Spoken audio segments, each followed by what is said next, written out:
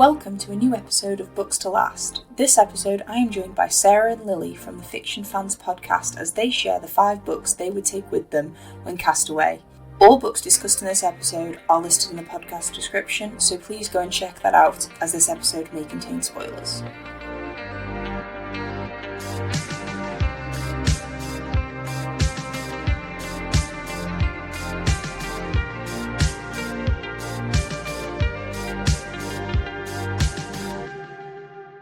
Hello and welcome to Books to Last, the podcast that challenges readers to pick the only 5 books they may take with them when cast away to a mystery remote location. As ever, I'm joined by a book-loving guest, except this episode I'm joined by 2 book-loving guests for the first time in a very long while. This episode I'm joined by Sara and Lilly. Sara and Lilly, welcome to the podcast. It's so good to have you on today. Hello, thank you so much for having us. I'm very much looking forward to making fun of Sara's choices for an hour. We love to hear it. For the benefit of any listeners who aren't familiar with you and what you do, why don't you introduce yourselves and tell us a bit about you and books? Absolutely. We are fiction fans.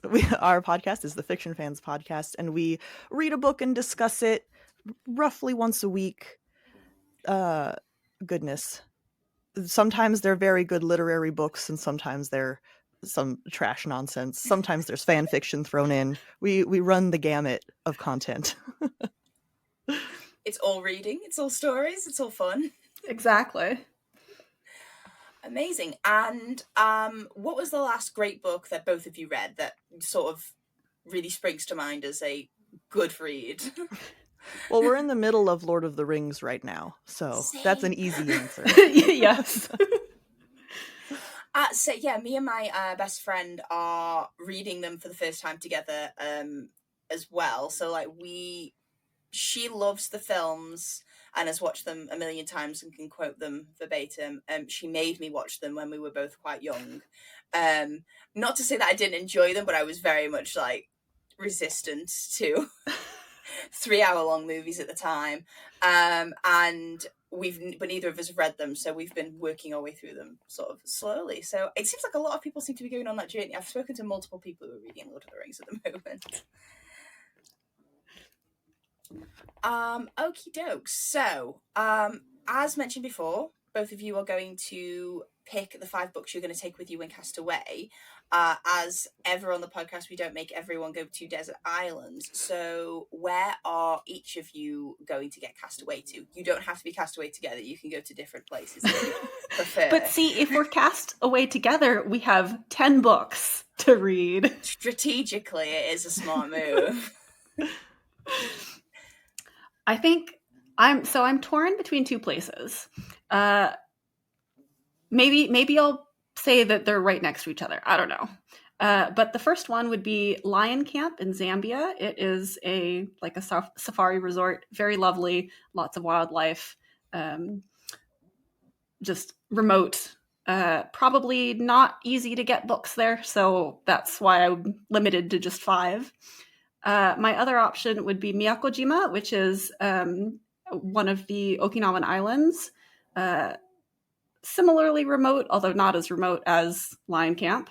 Very beachy. I think it has some of the loveliest beaches in Japan.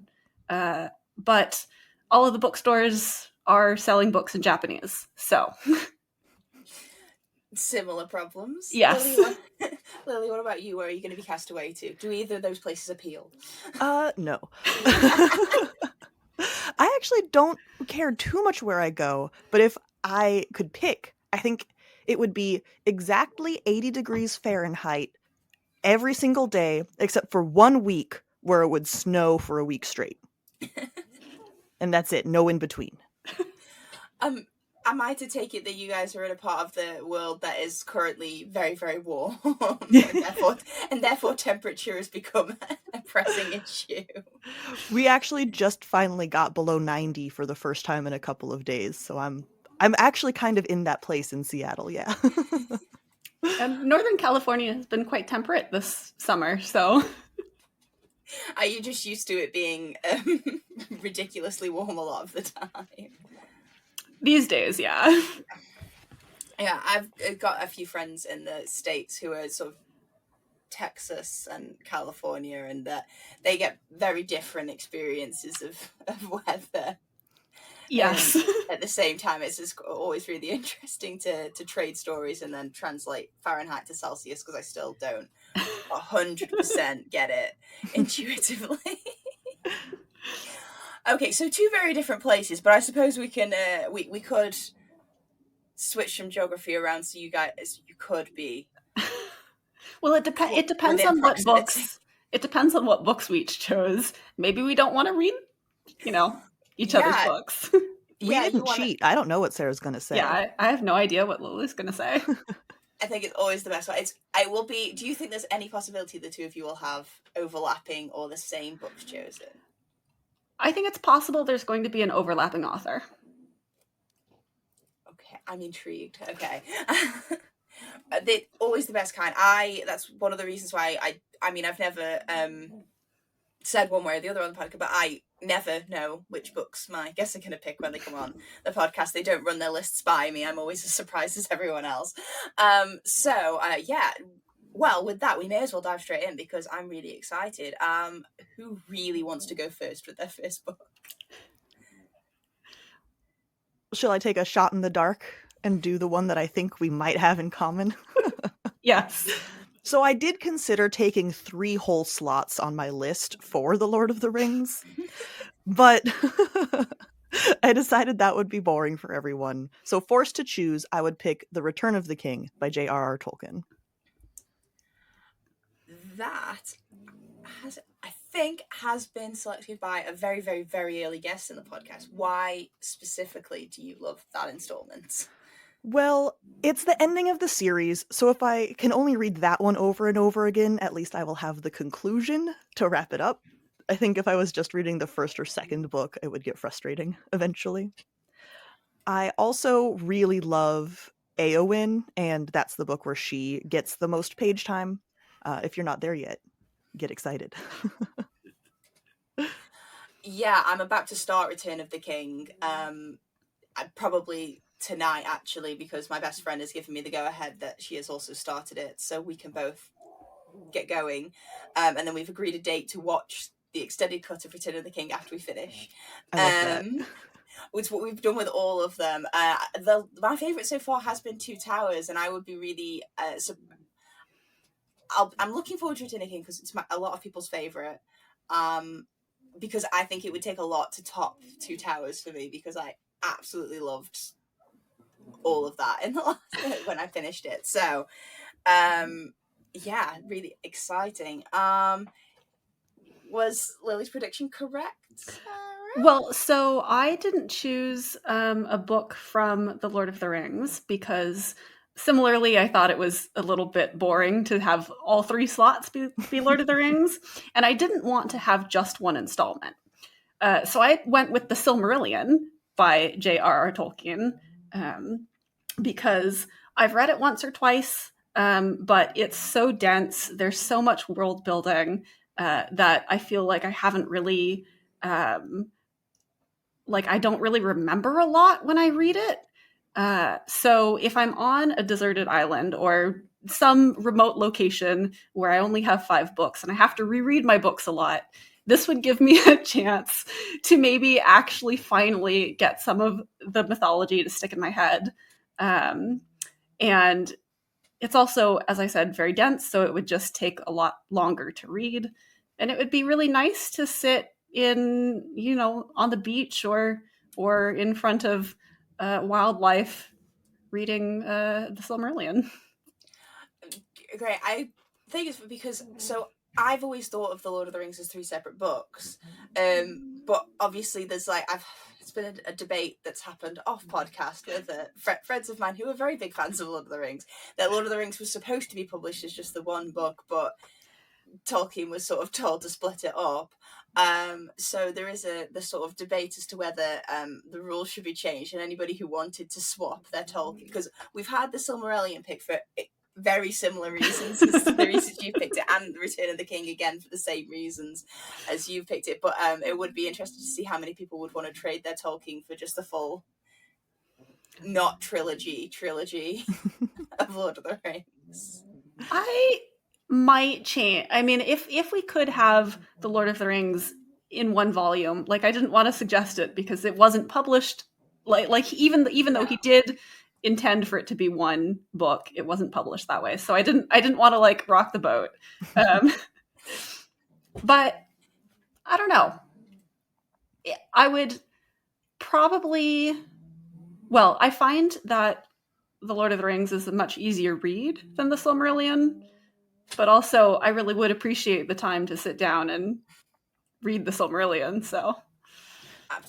I'm looking forward to when we get around to the Silmarillion because some of the editions of Lord of the Rings that I have got, despite the fact they were published as 3 separate books, continue the page numbers from the previous books. Whoa. That's weird. Which makes it so difficult for me to track how far along I am, because I'm like, how what do you mean I'm on page 500? I've definitely only just started this book, and then I realised it started at like 406 or something like that. And it's really confusing, and that's just because I suppose out of the editions I've got. But I'm looking forward to going back to page 1 with the next one. Well, I mean, I've really enjoyed the Tolkien I've read so far, so, and I'm never surprised when it comes up because, you know, he's a legendary writer for good reason. So they're both really strong starts for your lists of 5 books. What is the... Well, I suppose I should ask, is there a lot of jumping around in genre for both of you? Well, I would like to talk strategy for a second. Because, well, Sarah sort of touched on this with the Silmarillion. Books with high reread values, right? Something that I can read over and over again and not go crazy. But I also definitely tried to focus on books that aren't a bummer, which might be me reading into the conceit of the question too much.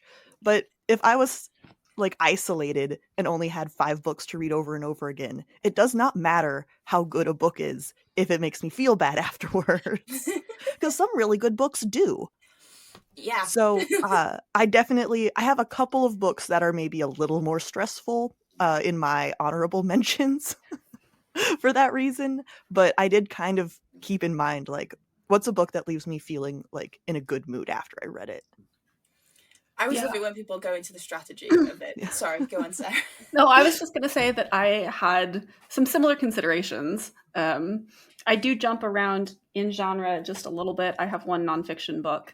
I guess that's not really jumping around that much, but I didn't want to have anything super, super depressing for the most part, because I don't want to be depressed when I'm on a, solitary island.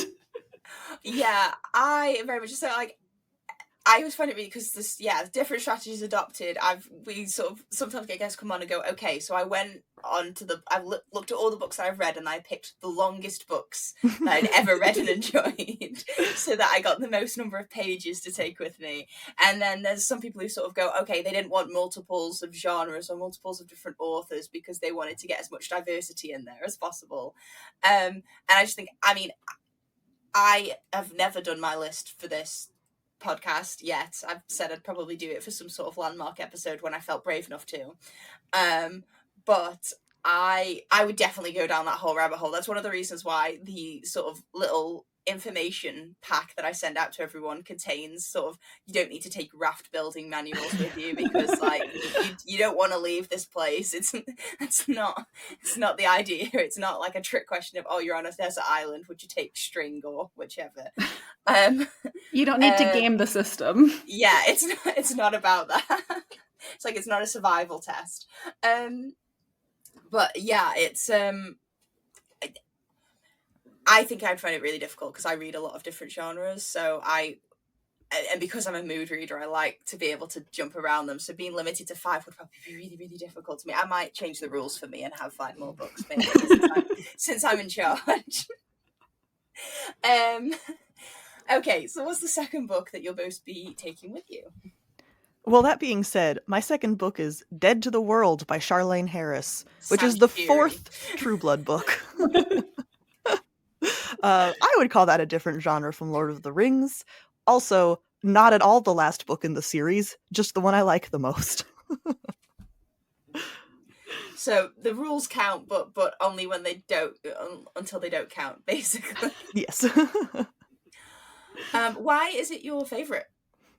That's the book where Eric, the sexy blonde vampire, gets amnesia and forgets that he and Sookie are like enemies. And I'm always a sucker for an amnesia storyline. You don't hear that very often. I'm getting the feeling you're a very character-based reader. Yeah, that's true. Yeah. Eowyn getting her moment in Return of the King, and I don't think I've ever read in the True Blood series, but I mean I'm familiar with sexy blonde vampires. My friend and I watch Buffy the Vampire Slayer quite a lot, so Yep. They have their customary ones. So Return of the King, Dead to the World. I mean, do you have a lot of series in your lists, or? Yes. And they're not actually. I realized that I gave that description for Return of the King. Oh, because it's the end. I don't think any of my other series books are the end of the series.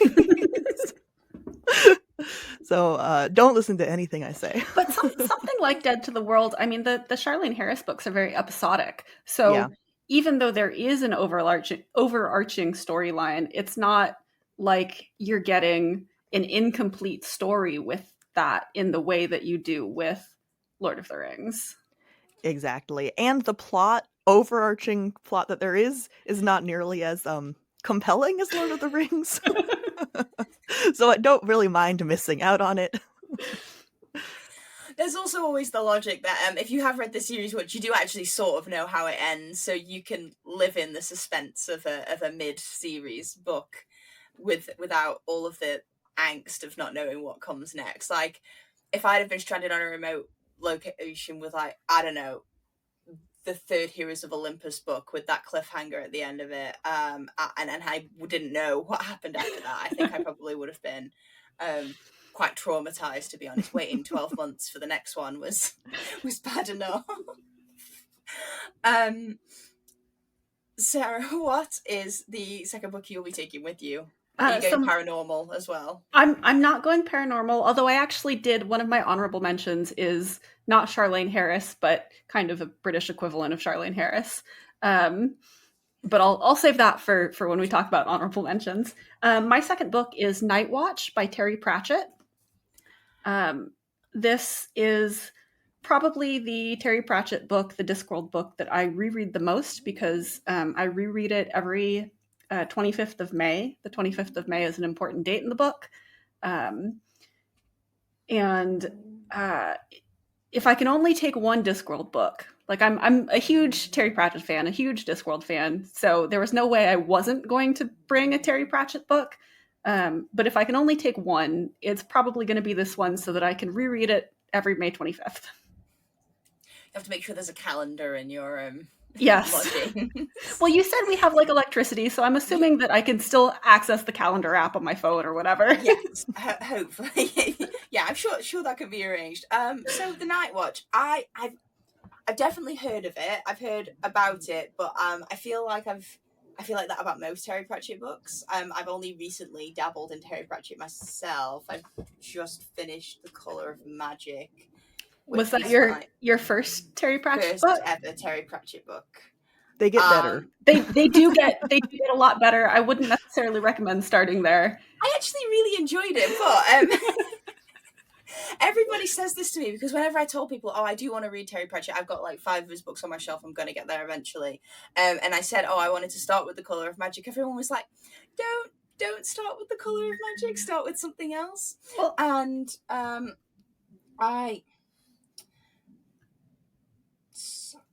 about that. I went to The Colour of Magic because my introduction to Terry Pratchett was like a babysitter I had when I was really, really young, her and her husband just loved. They had all of the Terry Pratchett books. They loved them. They had like very, very well read copies of all of them. And one of my only introductions to his work was the Colour of Magic movie.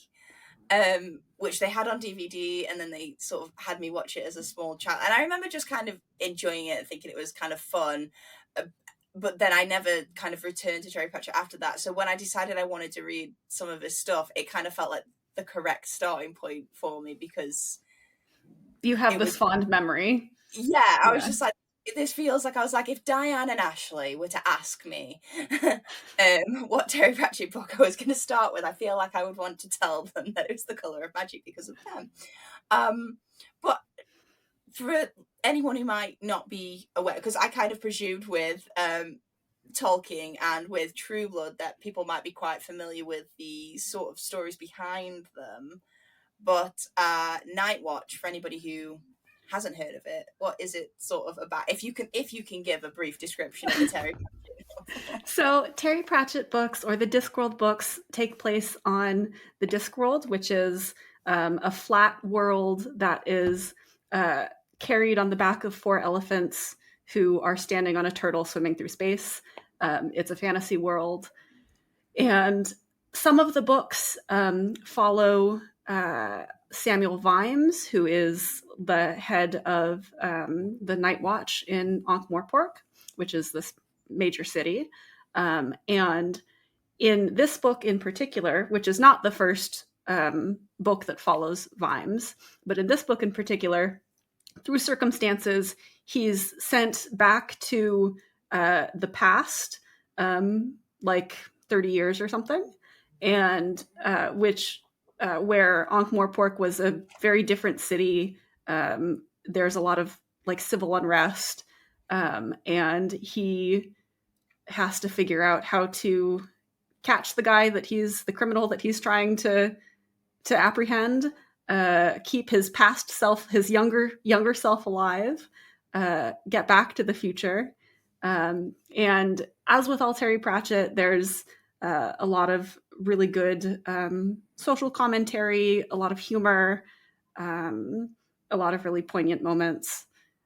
So yeah, that's how I would very poorly summarize Night Watch. No, I think Terry, yeah, I think from what I know of all the Discworld novels, and basically anything that Terry Pratchett wrote, is just all of it's like a really wild ride, and you kind of just have to sign yourself up for it and commit to it and go. Yes.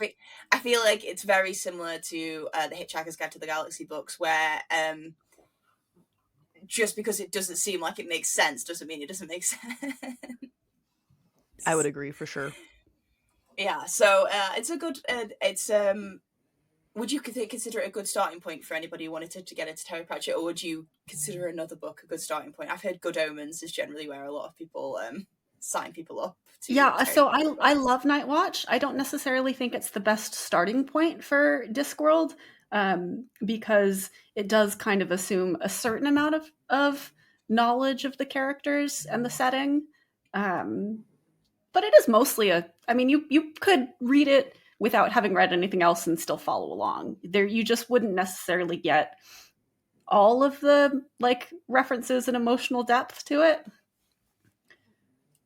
It's the sort of highs and lows of having series where all the books can be standalone, but not reading them as the series. Because yeah, like you say, you've got to love the Easter eggs and all that sort of thing. I feel like it's similar to any multiverse sort of book or TV show or series. It's you can dabble, but you get the full experience if you're willing to commit many hours of your time. Yes. Okay, so on to the third book you'd each be taking with you. Well, I can't believe it took me to number 3, but you gotta have Frankenstein by Mary Shelley. And this book is purely on my list because you can read it 10 million thousand times and still get something new out of it. Yes, so Frankenstein on the list for a very long time. It's definitely moving up there. I get the feeling from most people that you're either sort of, most people tend to have a bias if they've read both towards either Frankenstein or Dracula. Mm-hmm. And there's like a sway there. What is it about Frankenstein that you really, really love? Well, I actually, so because of, modern horror culture, yes, these are like those two books, right? But they're actually very, very different novels. Dracula is almost more of an adventure fantasy. It's told, like epistolary. You get the different letters and articles and things. Fun book. But with Frankenstein, I think it's much more thoughtful. You called me out so early. More of a character study, if you will. I'm a character-based reader. It's 100% where I come from when I'm reading as well. It's very true. And you get the tension between characters who make bad choices, but you kind of understand why, but you also sort of have that thought of like, would I have done better given their circumstances? And I don't know, it's much more contemplative than Dracula is. Dracula is just, yeah, you do deserve to die if you have sex, which is not as much fun to think about long term.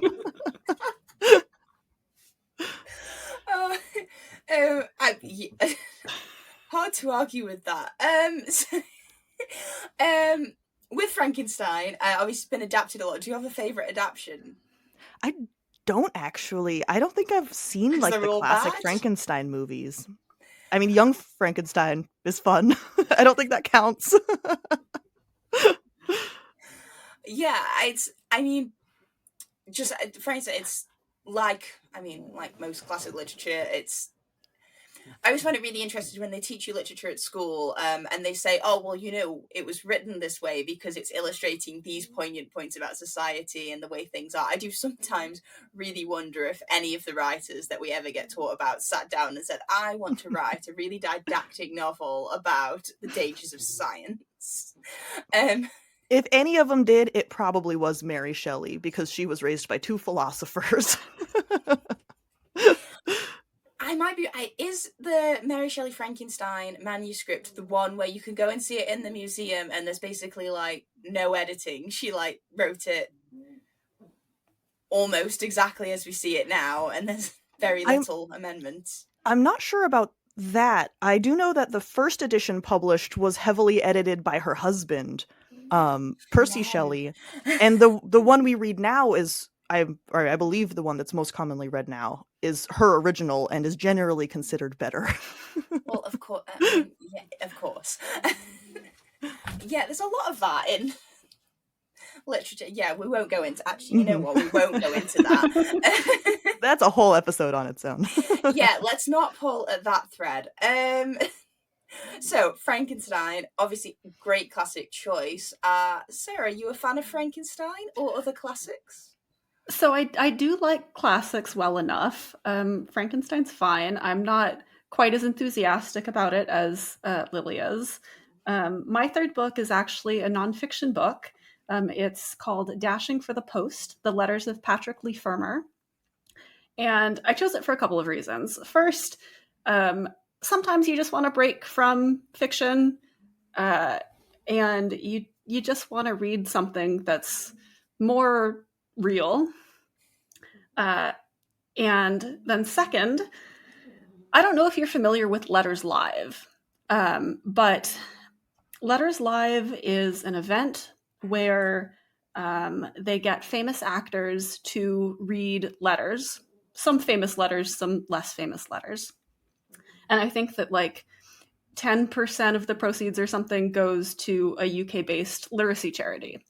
And I went to a Letters Live event in New York a number of years ago where Benedict Cumberbatch read a letter from Patrick Leigh Fermor in response to, so he was responding to a friend of his who had messaged him, written a letter to him saying that she had genital crabs. And we're never going to get invited back. That shouldn't be as funny as it. And this letter is his admission of guilt. He is saying, "Yep, you probably got those from me." What a gentleman, admitting it. And it was just such a fun I mean, hearing Benedict Cumberbatch read this letter was it was great. You might be able to go on YouTube and find a recording of him doing it. I will be searching it as soon as we finish recording. Yeah, it was fantastic. So there's that association that I have. That letter is in here. I bought this book specifically for that letter. And then the other association I have is I got back home after seeing that, and I bought this book, and I was talking to my mother about how I was reading this book of letters from this author, travel writer, Patrick Leigh Fermor. And she said, hang on a minute, that name sounds really familiar. I think that this biography that I'm reading about Steve Runciman, who is a, I think, Byzantine scholar, mentions Patrick Leigh Fermor. And it turns out that Patrick Leigh Fermor was one of Runciman's employees. So there's this fun, for me, connection where my mother and I, from very different entry points, got to the same place. So that's one of the reasons why I'm bringing this book, because like it has that happy memory associated with it. Yeah, that's really interesting and like really quick. I always find that you tend to find that like, I mean, this in a strange way ties with like Shelley. You tend to find that when you look back at like really prominent voices in sort of literary circles and history, they tend to like knot together in sort of groups, or they work with each other, or and I had something similar where there's like a really famous author from where I'm from, and I went to a museum that had a big feature about him, and he sort of was roommates with like Walpole and a bunch of other and all this sort of thing, and I just find it really strange how they sort of cross paths with each other and tend to, but in a really innocuous way, because you could go your entire life not knowing they had anything to do with each other and still be familiar with their work individually, but it magnifies off each. There's definitely a theory out there probably about how sort of similar, like-minded people or very talented people end up being drawn to each other or finding each other, or maybe just because they meet each other become famous because of that. I'd love to know which one came first. But that's really fun, and I like a bit of nonfiction myself as well. So yeah, letters and diaries, and it's always, I like it when they read like a narrative themselves. Is it drawn together and quite an easy to read? Because a lot of nonfiction can be. So there's no narrative thread in this. They're not. I don't even think. I mean, they're ordered chronologically, I think, but I don't think it's even like these are the letters from this time period to this time period specifically. It's just a wide assortment of letters that he wrote to friends, acquaintances. There's a couple to Steve Runciman. And they cover, you know, his life with his long-term partner, his time in Greece because he lived in Greece for a long time, his giving genital crabs to his friend. I mean, there's just a wide variety of topics. Yeah,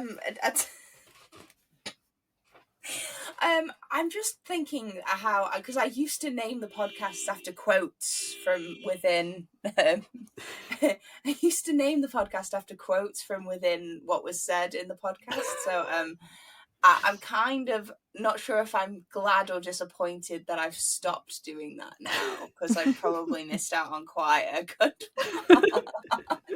Well, I can send you a link. So because I don't have that letter specifically bookmarked in my copy of the book.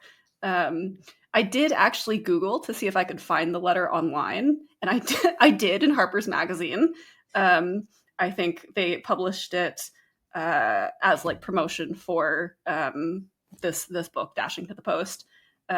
So I can send it to you, and you can link it for anyone who wants to read it. I will put it in the podcast description. I also love how they looked at this whole book of probably really interesting, insightful letters from someone quite significant. Goes, I think we should go with the genital crab letter. Just like, that, what sells, right? Um, okay, so we're past the halfway point. Going to our penultimate book. What is the fourth book you'll each be taking with you? So one thing I encountered when I started putting this list together, because I put myself into a corner of I want books that, make me feel happy at the end, I was running into a lot of YA, but I don't want to be stuck reading YA forever.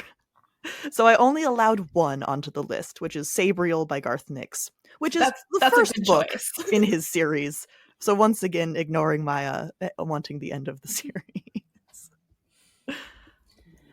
Garth Nix, forgive me if I should know, but I really recognise that name and I'm trying to remember what series I probably know him best for. I can picture the font on the front of the book. Yeah, Sabriel is the one that I am most familiar with, that I feel like other people know the best. But they're it's in a world where it's a fantasy world, but that you can cross over into the real world from. And in the fantasy world, there is necromancy, and Sabriel is the top necromancer who's supposed to keep all of the other necromancers from doing bad stuff. And this is a YA novel. Yeah, I would call it so. I read it in middle school. I think it's definitely a YA novel. Yeah, I'm just trying to remember how many necromancy books I was allowed to read when I was. No, she was the necromancy police. Totally different. Yeah. Maybe I just had a really sheltered childhood. Who knows? So it's about necromancers and necromancy police. And it's the first one in the series. Why? I mean, what do you really love about the series? Do you have a favorite character? Something that really stands out? I think that this book, part of it is just because I read it when I was younger and read it a lot, over the years. I haven't read it in a while. I should read it. We read it for the podcast. Yeah, that was still a while ago, though. Okay, but it was only a year and a half ago, maybe. Fair, okay. But so it's been with me for a long time, and so those just memories over the years. It also has a lot of different elements that I enjoy, sort of all pulled together into one book. It's a little dark, right, because of the magical elements. There's also a romance storyline, which you gotta have, in my opinion. And, they win at the end, so I won't finish this book and then be sad. That is the perk of YA, is that you kind of know that they do have to end. I mean, unless you're Veronica Roth, and then you're just not very nice, and end the Divergent series the way that you do. But apart from that, yeah, with YA, that tends to be quite a good given. And I always love it when the nostalgia sort of factor comes in with people's list, because it happens quite a lot where there's always one in there and everyone's just like, okay, so I'm not going to stand on a hill and defend everything about this book, but I love it because I read it when I was 12.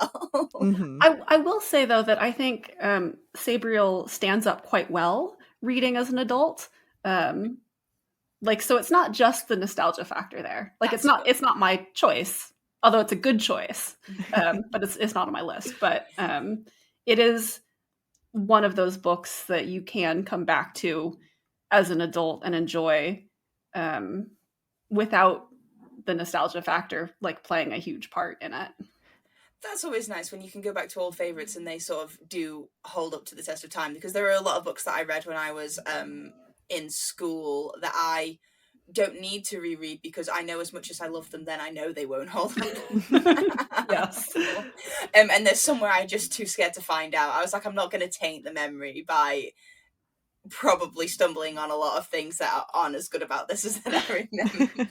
So it's always really nice when they do hold up. I think it's the same with movies and TV shows and just all kind of forms of media. I recently listened to a whole playlist of music that I remember listening to a lot when I was younger, but haven't listened to recently, and it was an education in how my tastes have probably improved, or at least I think they have anyway. So Sarah, what's your fourth book if you're not going for Sabriel? So I'm not going for Sabriel, although as I said, I like it quite a lot. But I am actually going for another necromancy book. This was not planned. There's too many threads. And so I chose Saint Death's Daughter by C.S.E. Cooney. Okay. Oh, wait. You first. Sorry. Which is the first book in a series. But I think book 2 is supposed to come out in summer of 2025. There was just an announcement that Solaris had acquired it. And I love it because I love the way that Cooney plays with language in it. Like, she just has a lot of fun with the words and the writing, which makes it a joy to read. It also features a necromancer who is literally allergic to violence. So whenever there's violence around her, like, she has this huge allergic reaction, which is a fascinating premise, right?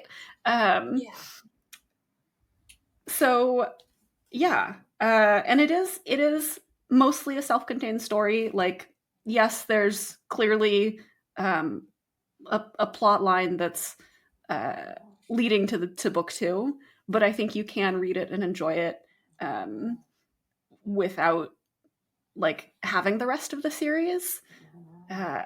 So that's why I chose it.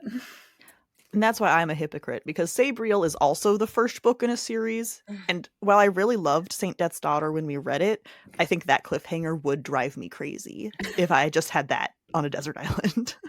And you said the second one's not come out yet? No.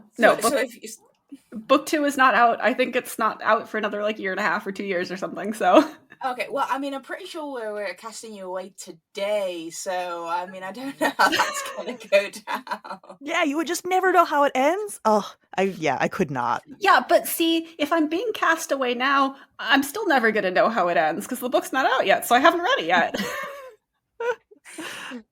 Valid points, I suppose. Okay, but yeah, fair point, well made.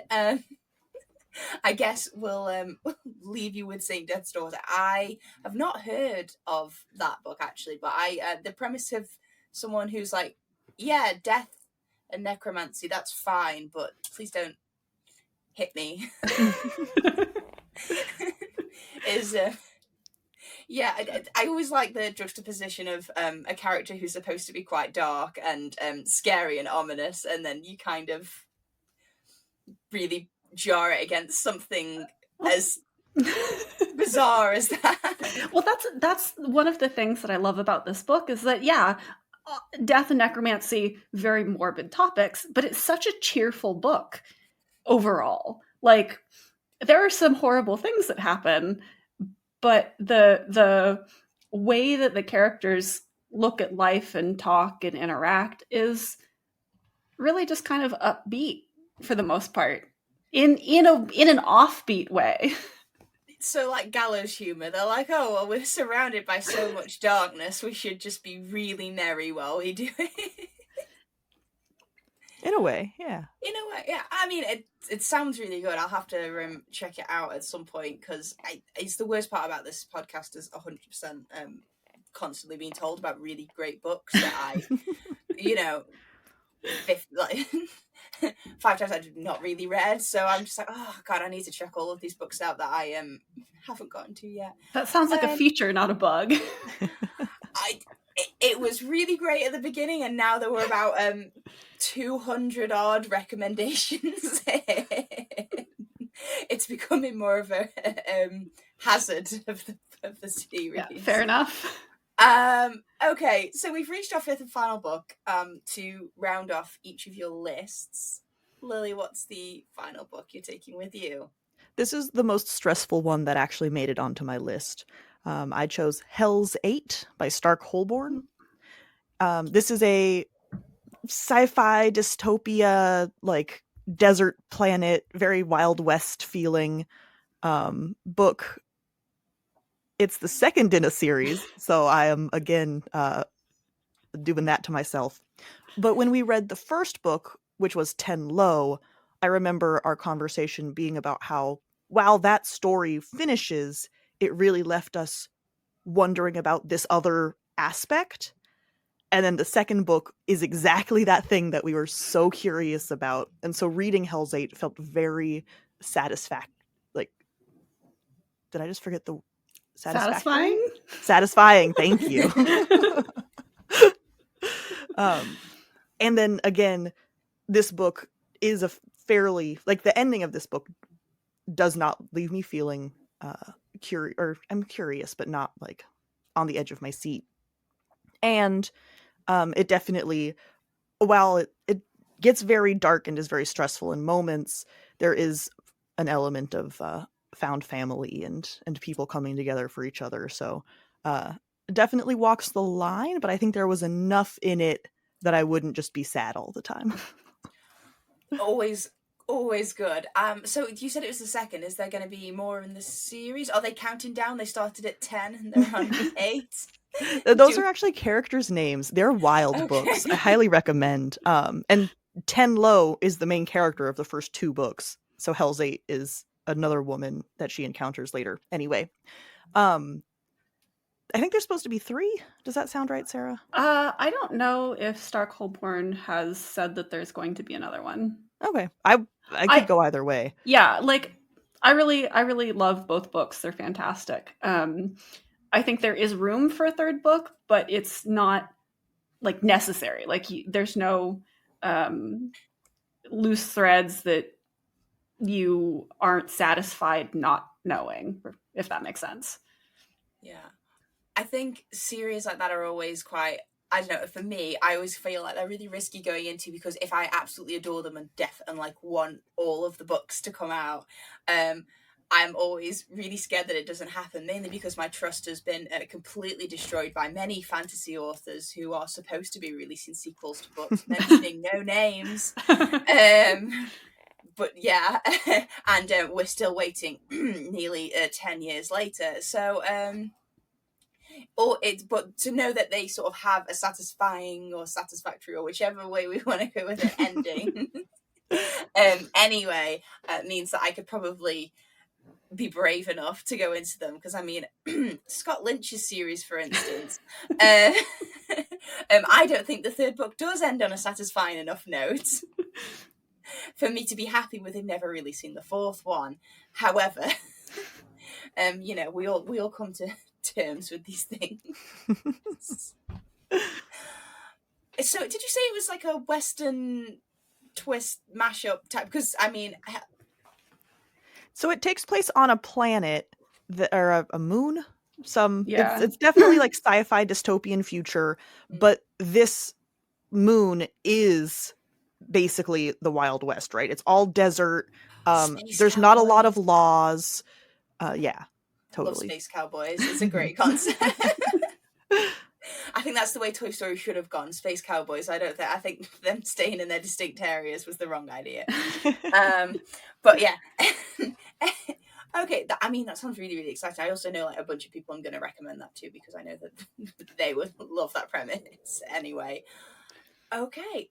Well, we're on our last of the official 10 books that the two of you are going to be taking separately. So Sarah, what's the last book on your list? So the last book on my list is actually a book I haven't read yet. Risky. Okay. Which is risky, yes. It is Legacy of Brick and Bone by Crystal Matar, which is the sequel to her debut novel, Legacy of the Brightwash. And I haven't read it yet, but I'm really looking forward to it. And if I'm on an island or where a remote location, I will finally have the chance to read it. So that was mostly my logic. It's probably the most depressing book of the books that I chose. And it is a dangerous choice because I don't know how it ends. Matar probably has some cliffhanger character some death. kind of gut punch we're gonna get there. Some kind of gut punch, yeah. Legacy of the Brightwash is like a gas lamp fantasy novel where the main character Toshue is working as essentially an authority like policeman who like regulates the magic users, and he's realizing as he investigates a mystery, he realizes that the law that he's trying to protect and uphold is really a bad law. Like, he lives in a bad society, and he starts like coming to grips with how the society as they have it is not just. And Matar is a fantastic writer. There's a lovely romance in the novel. The characters are fantastic. Plot's compelling. There's some gut punches.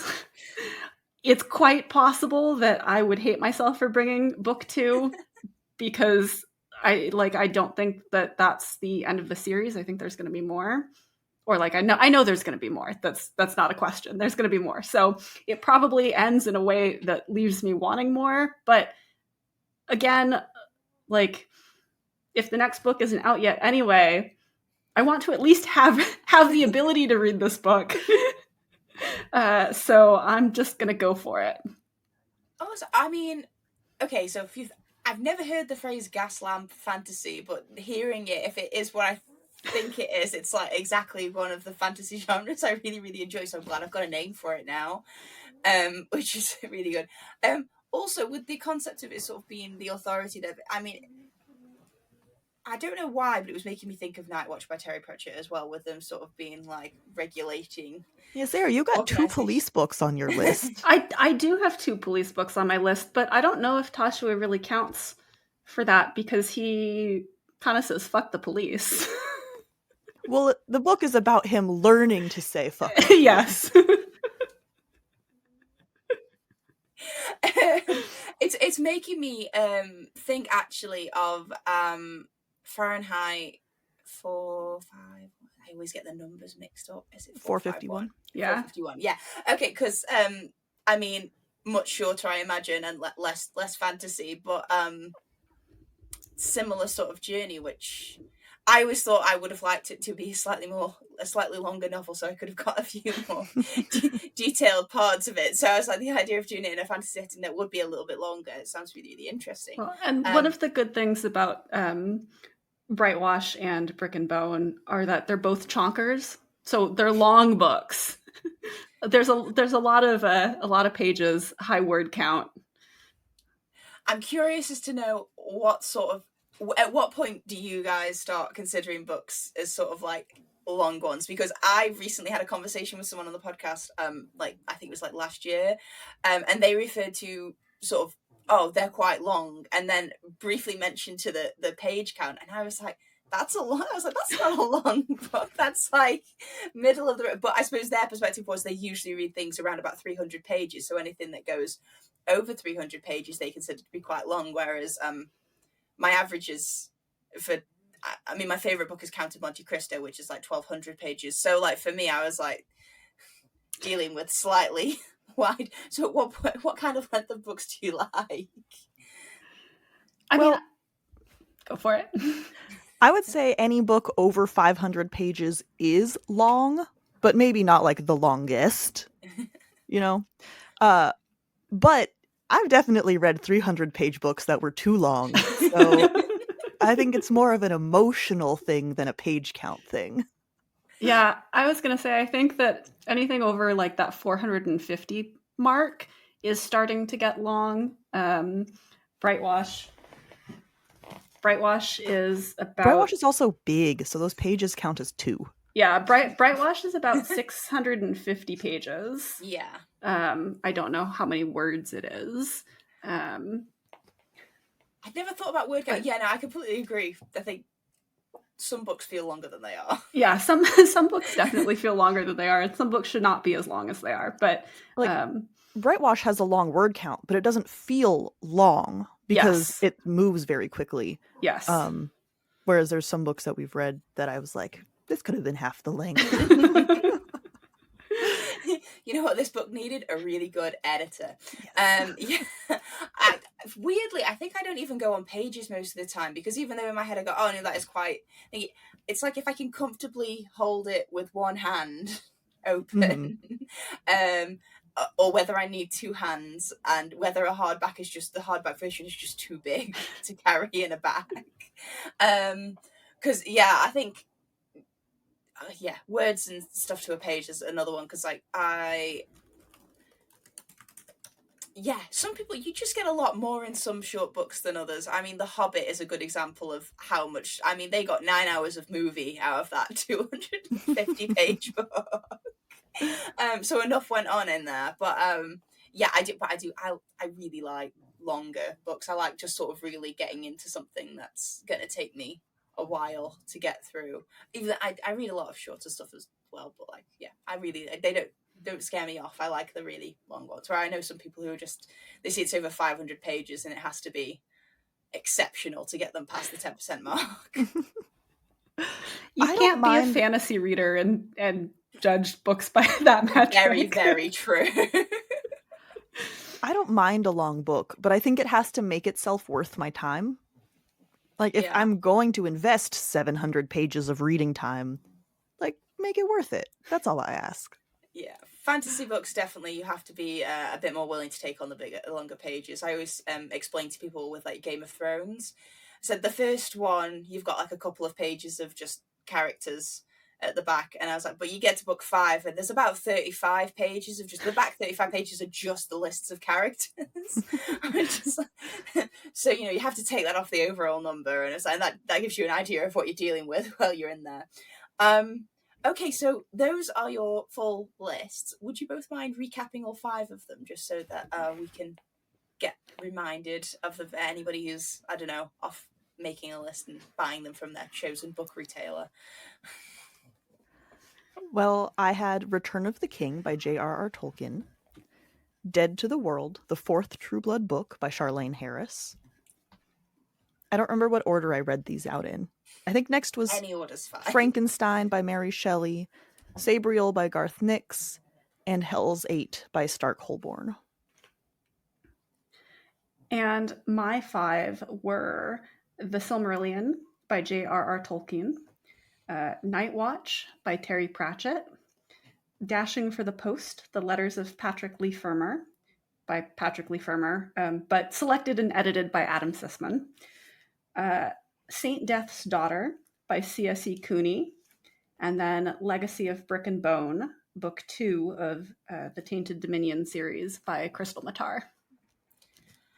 Great, a really good mixed list. Now you've both heard each other's lists, do you want to be cast away to the same location, or are you happy to keep your books to yourselves? Well, if it means I magically get Brick and Bone before everyone else, yeah. Brick and Bone is already out. It is? Yeah. I'm out of the loop. It came out in May, I think. I used to be so good at reading books as soon as they came out, when like I'd sort of pre-order them and then I read them. I mean, there was a time in my life when Rick Riordan, like the 7th of November was Rick Riordan Day, because that was the day he published all of his books, and I started reading them that day. And I have not read a book that I've pre-ordered on the day I've received it in probably about 10 years now. It gets hard.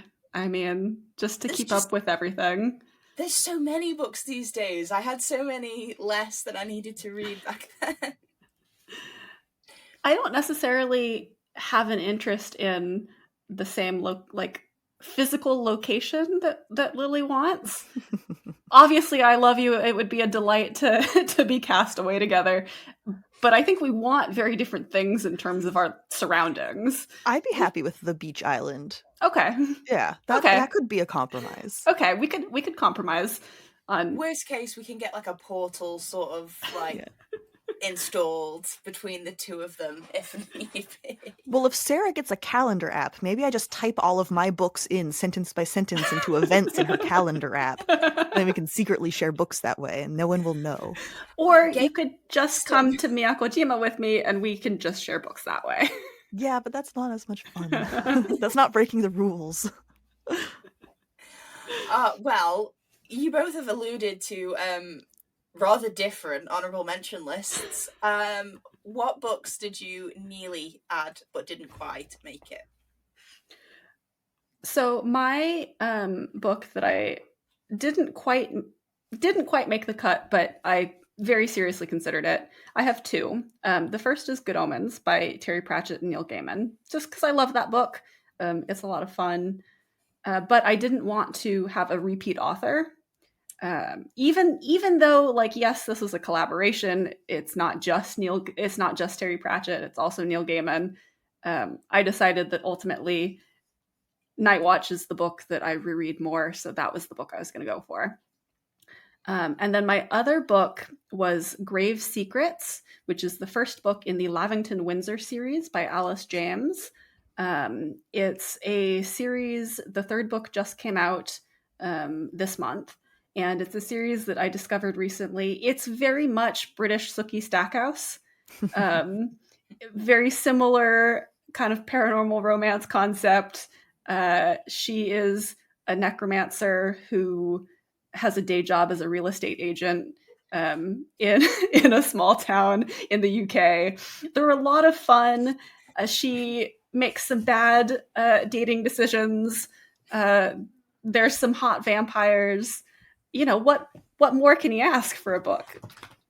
I'm surprised it didn't make it onto the list, honestly. It seems like a perfect combination. It's a lot of fun. And I blazed through all three books when I started them. Like, I read them in like 3 days. The three books. But I don't know if it has quite as much reread value as the other books. I think that I would get a little tired of reading it if it was the only book out of 5 that I could read. Like, I love it. I want to reread these books. But maybe not forever. That was Good Omens for me. That's why Good Omens got the cut. Yeah. So you guys had overlapping honorable mentions. I also had 2 other honorable mentions that were cut because I had one that was too stressful. Is a very, very amazing good book, but would leave me feeling a little too mixed emotions if I had to read it that often. And another that is a little too YA for me to want to read over and over again forever. So I had the 2 extremes on my spectrum. We had Crown Duel by Sherwood Smith. Which also is a little YA cheating. One. That's the YA one, yes. It's a little cheating because it was like kind of 2 books, kind of 1 book. Crown Duel / Court Duel. It was too complicated. I loved it when I was a kid, but it's maybe a little bit too young for me to read every day for forever. Stringers by Chris Panettiere is an incredible science fiction book that really puts your emotions through the ringer. It leaves you feeling so bittersweet, happy, sad. I can't even describe it when you finish that book. It's so well done. I want to read it over and over again because I think I will get more out of it now that I know how it ends. I've only read it once so far. But sorry, Chris, it's a little too much for that to be the only book in my brain. Yeah, I agree. Those are both excellent books. I also actually thought about Inda by Sherwood Smith for but decided that that's part of a quartet, and I love the story so much. I don't just want the first one. Yeah, but I agree with you about Stringers. Excellent, rereadable. A little depressing if you're on a remote location. It's so funny because I've always said that I don't read, like, there's certain genres of books that I just don't read, and it's not because I think there's anything wrong with them, but because, like, I read for escapism and it's supposed to be fun, so, like, I like to stay away from anything that is, like, too sad, where, like, being sad is the point, where the point of the book is to be, like, a cathartic cry and you're supposed to, like, be really emotionally devastated at the end of it. So I tend to avoid those ones for the reasons that I don't like to feel like that. Except I'm a huge sci-fi and fantasy fan, which is absolutely rife with authors that love to make you fall in love with their characters and then snatch them away from you when you don't think it's going to happen, or make them go through terrible things that actually are almost as traumatizing as these sort of like lifetime stories. So it's like, I go out of my way to read stuff that I don't think is going to make me sad, but ends up making me sadder than I probably would have been if I'd have just read about I don't know, some person in a beach house being sad about something that's gone on in their lives. Like, and I can't square those circles yet. Well, when you're reading a story that is genre, like science fiction or fantasy, it still feels farther away from our experiences. So even if there are characters who are very sad for very realistic reasons, it's still happening on a different planet. So that's not really like it here. There's some distance. There's a buffer of emotion. Yeah, that's going to be my reason for it. Because I think I tried to get people who I mean, I'm a huge sci-fi fantasy fan myself, but I tried to get people on the podcast who listen to read other genres and stuff that I wouldn't usually read, which makes it kind of difficult for me to talk about sometimes because I'm not very familiar with those kinds of books, but it's always good to sort of challenge yourself, I suppose. But I we'll talk about that. I go, oh no, I don't like to read sad books, and then just like smash cut to me crying over the Poppy War. So yeah, you got to just, I mean, what we've learned is you can't listen to what any of us say because we contradict ourselves. Later on, well, I mean, there's amazing recommendations of books and a really great list for people to check out if they wanted to get some, and a bunch of ones that I've never heard of either, which is really great. So I'm really looking forward to spending more money on books. If listeners wanted to hear more book recommendations or listen to you both talk about more books, where might they be able to do that? So our podcast episodes can be found basically on your podcast platform of choice. We're on Spotify, Apple Podcasts, et cetera, et cetera, et cetera. Our website is fictionfanspodcast.com. You can find all of our episodes there. We're also on most social media sites. There's too many now. There's a lot now. Yeah. But we're on most of them with the handle @fictionfanspod. If you talk to us on there, you're probably talking to me and not Lily, because Lily doesn't do social media. That's fair. Well, I encourage all the listeners to go and check out all those places and listen to you, because I have really, really enjoyed this talk and talking about all the books that you guys enjoy. So thank you so much for coming onto the podcast and telling me about all of your top 5 books and the reasons you love them. So I really appreciate you taking the time. Yeah, this has been a blast. Thank you so much for inviting us. This morning I was walking through my house looking at all my bookshelves like, which one of these makes the list? How am I going to decide? It was I haven't actually like done that true loop around my collection in a while. It was nice. Yeah. But it was difficult. I mean, like deciding what books that I wanted to take, like it's a hard question. Yeah, this is the reason why I've not been brave enough to do it myself yet. Which, you know, it's always really fun though. I would be interested to see how a lot, because it's been a couple of years now since I started doing the podcast. It would be interesting to see how people's lists might have changed in the time that's passed since they were on. But as I say, thank you so much for coming on, listeners. Thank you so much for listening. You can find this podcast on all the usual podcast places, all the usual social media places. We're at Books to Last Pod on most of those. And until next time, thank you for listening and bye for now.